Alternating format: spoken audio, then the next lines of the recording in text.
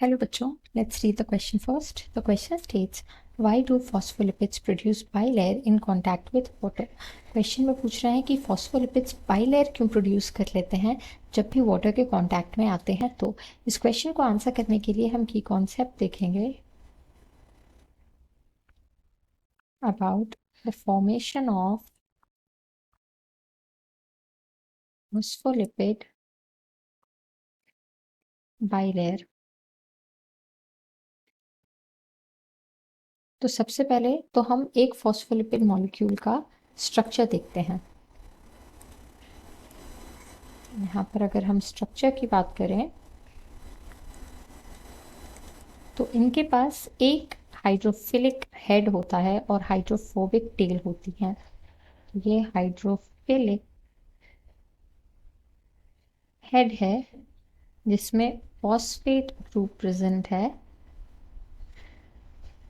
And यही जो है वो पोलर एंड भी है जो कि वाटर के साथ रिएक्ट करेगा या वाटर के साथ अट्रैक्टेड रहेगा, रिपेल नहीं करेगा। वहीं पर ये जो टेल है वो हाइड्रोफोबिक होती है, which means that this does not get attracted to water, it rather gets repelled। and यहाँ पर जो प्रेजेंट होते हैं वो फैटी एसिड्स प्रेजेंट होते हैं। तो ये जो फैटी एसिड्स होते हैं नॉन पोलर एंड बनाते हैं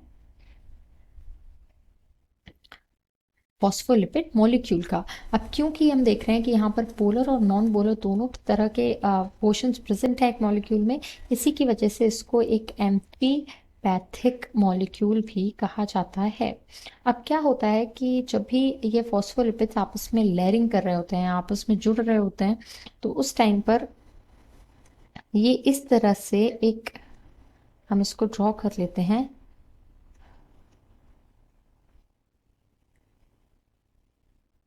इस तरह से एक स्ट्रक्चर बनाते हैं जिसमें कि ये बाइलेयर फॉर्म कर लेते हैं। ये हम देख रहे हैं कि 2 लेयर्स बन गई और यहाँ पर हम ये भी देख रहे हैं कि यहाँ ऊपर की तरफ जो है वो हाइड्रोफिलिक एंड बन रहा है और जो अंदर की तरफ है ये हाइड्रोफोबिक टेल्स हैं। अगर हम इसको एक लिपिड बाइलेयर मान लें तो हमें पता चलेगा कि अगर हम इसको एक सेल की लेयर मान लें तो इस तरफ भी जो साइटोसोल है वहां पर भी वाटर मोइटीज प्रेजेंट है और बाहर की तरफ भी वाटर मोइटीज प्रेजेंट है। तो क्या होगा कि जो हाइड्रोफोबिक टेल्स हैं वो किस लिए, वो एक लोएस्ट फ्री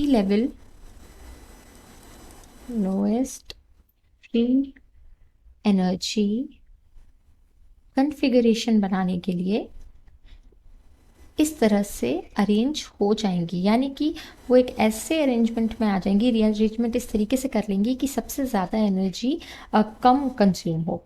और इस तरीके से क्योंकि वो हाइड्रोफोबिक भी हैं यानी कि वाटर लविंग नहीं है, तो जो वाटर लविंग एंड्स हैं वो वाटर की तरफ हो जाएंगे और जो वाटर नॉट लविंग या फिर वाटर हीटिंग एंड्स हैं जो कि हाइड्रोफोबिक एंड्स हैं वो अंदर की तरफ हो जाएंगे, ताकि हर मॉलिक्यूल जो पोलर मॉलिक्यूल्स हैं वो पोलर मॉलिक्यूल्स के साथ रिएक्ट करें और जो नॉन पोलर हैं वो नॉन पोलर के साथ। तो इस तरीके से लोएस्ट फ्री एनर्जी कॉन्फ़िगरेशन बनाने के लिए the phospholipids produce bilayer when they come in contact with water. Hope you understood it well. All the best.